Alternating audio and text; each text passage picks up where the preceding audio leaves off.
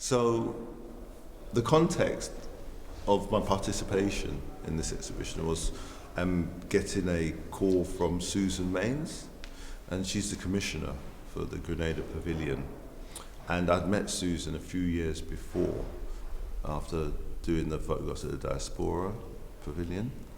And we talked about, what she was doing in the future, and then I hadn't heard from her. Then we had an open call, so people applied, like myself and Billy, we applied.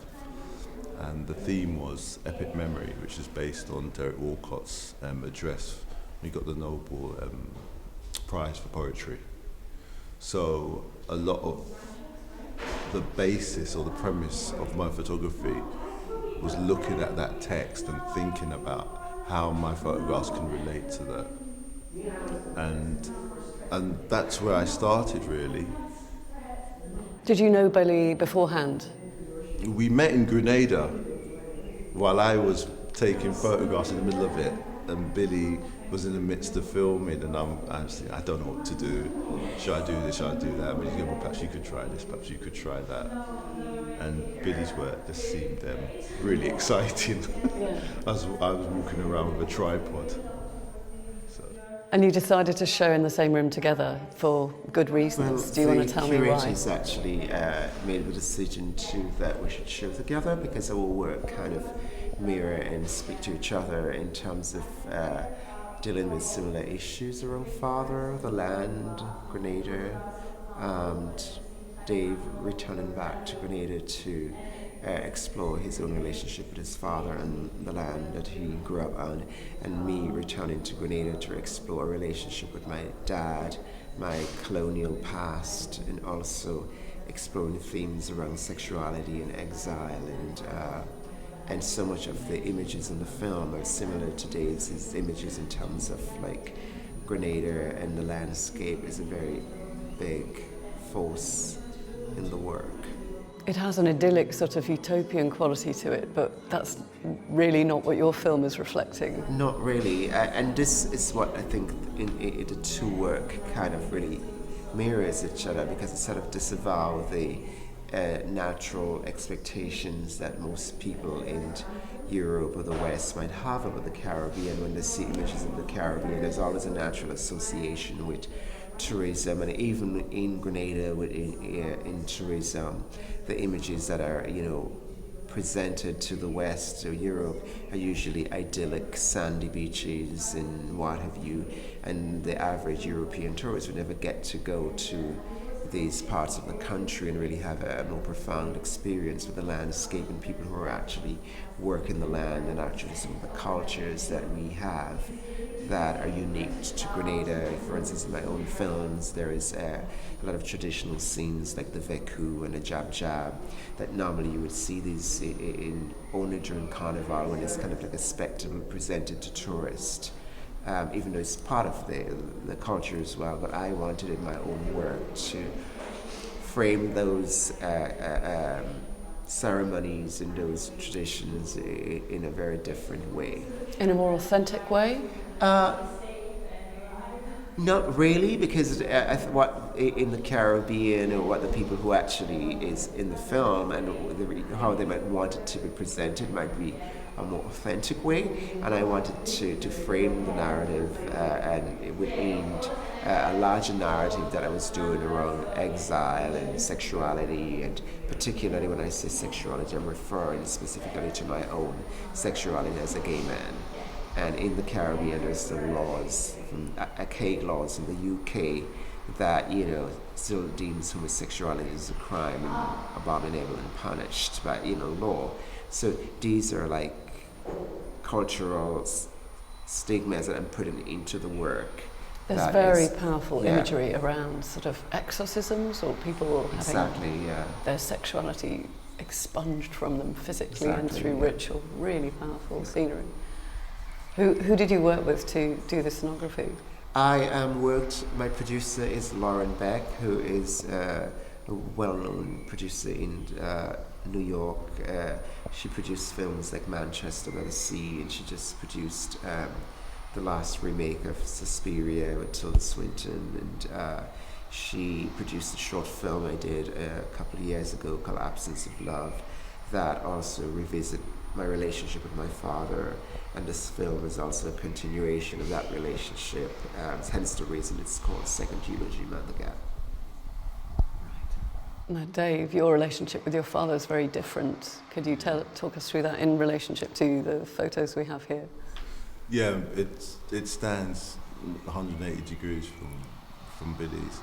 And when I was thinking about the relationship, I was thinking about literally the time on earth which my father spent, because he's over 100 years old now. And I was thinking about the fragments which Derek Walcott talks about in his poem, or in his address rather, and the fragments which exist within the house. So sometimes it's not always those big vistas which have these memories. Sometimes it's the small things, right? Like the beads that separate the rooms, the doily covers, which I would never have in my room. But we see it and it fires off these memories. And it was really important that I captured the inside of the house through the still image, something that we can contemplate when we look at, as well as the vistas as well. But it was also important that I communicated the land moved. So one of the pictures of the back of me with a lizard, it's like, this is the land, this is your land, and you're in the middle of it. The next picture, which is a much smaller picture, is of that tree which I'm leaning against, which has now been cut down. It's a cinnamon tree. And it was really important that I communicated that land moves. It's not this beautiful landscape which just stands there and we just go there and appreciate it. You know, people work the land, they harvest the land. And it's that sort of toing and froing, and hopefully the viewer can then reflect on their own heritage, I suppose. And what is it to belong, and what is their identity, and what does it say on their passport, and how much are they invested in that, and why, and who says. So all of these, hopefully, connotations develop from just standing still and looking at the photographs and thinking about it. We were talking earlier about being the firstborn of that Windrush generation and what that does to your sense of identity and belonging. Can you tell us a bit more about that? Well, I think I can speak for bits of London. I don't think I can speak for England.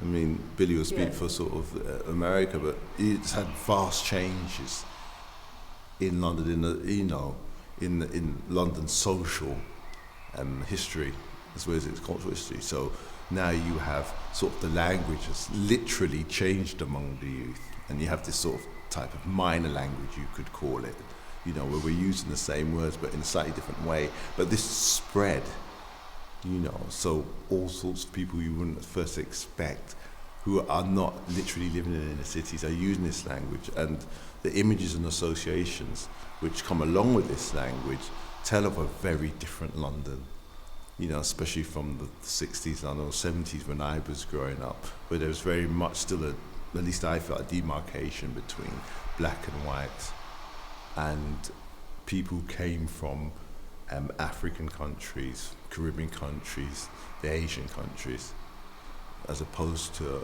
people perhaps from the European countries. They had a demarcation there, but it wasn't the same. So I think that, the differences are quite apparent to me, but that's because I'm entering that stage now where I'm looking back.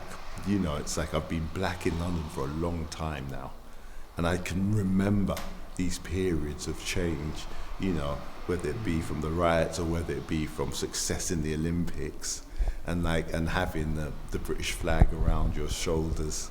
These are these huge moments, having black people on television reading the news, Yeah. There has been more of a kind of assimilation, integration, certainly in the generation that, are growing up now in London, hugely. I imagine that's still a very different scenario in the US.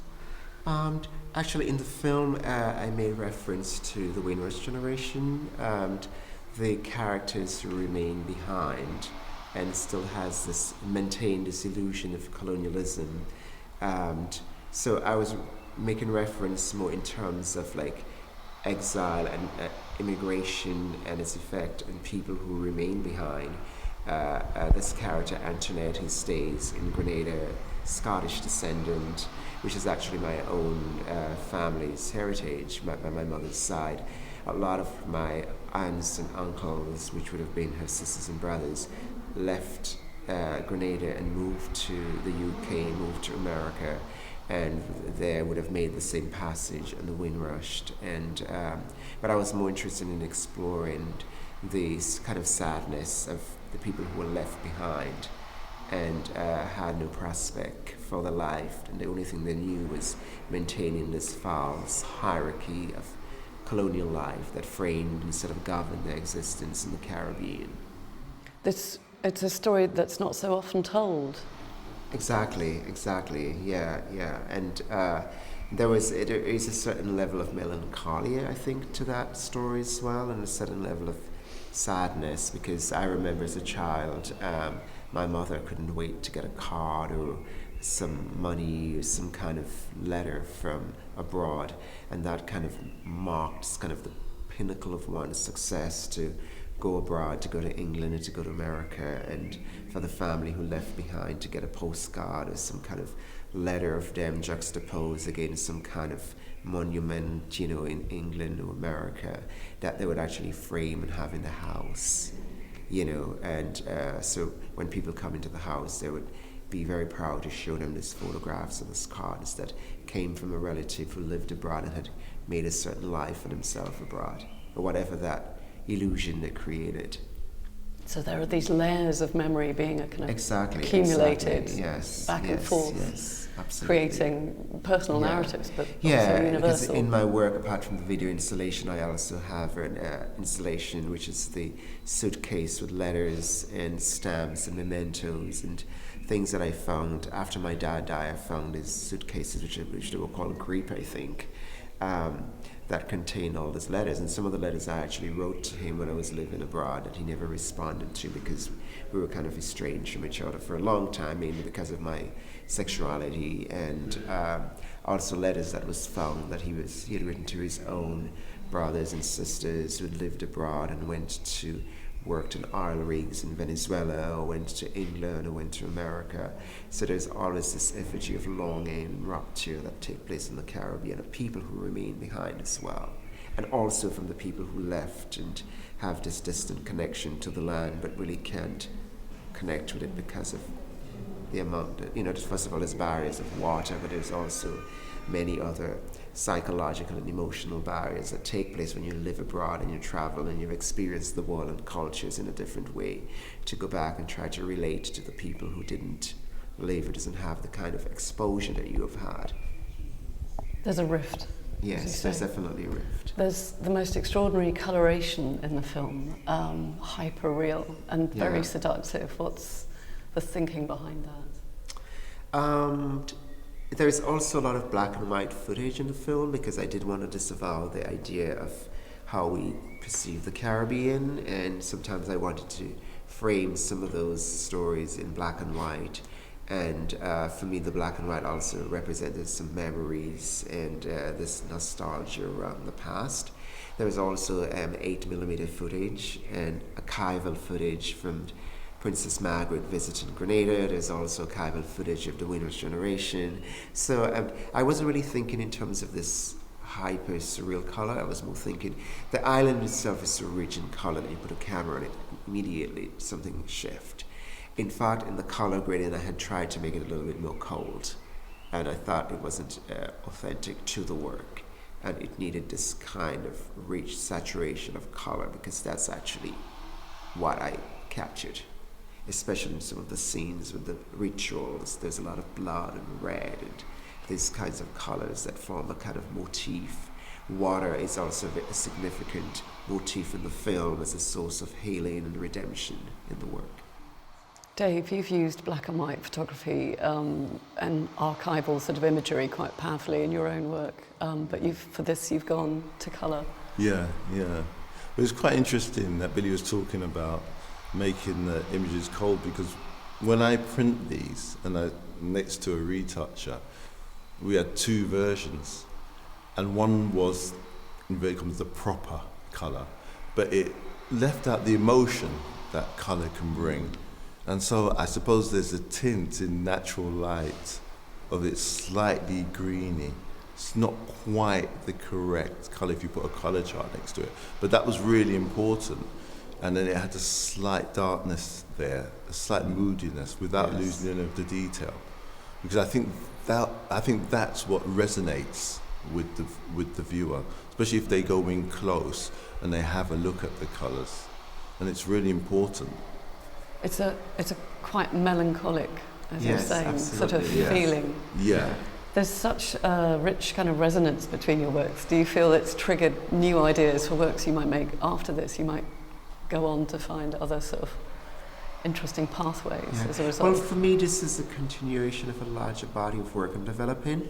It was limited in terms of how much I could put into the space. As you can see, there's also a canvas in the space that is rolled.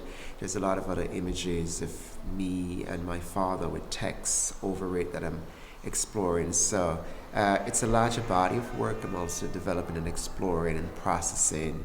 And as I process the work, this work for me is also an act of sort of reconciliation to my father, my ancestors. So it's a work in progress. Yeah, mine, again, is a part of a much wider project.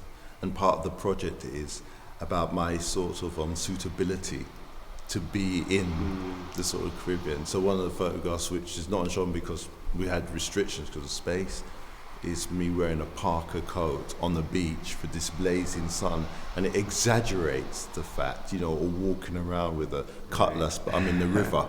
It has no way that it should be there. A sort of alien quality almost. Yeah, exactly. So it's trying to sort of take my father's place. So how do I begin this process? How do I learn about the spices in the land? And how do I learn when to harvest them, when to plant them, where to sell them?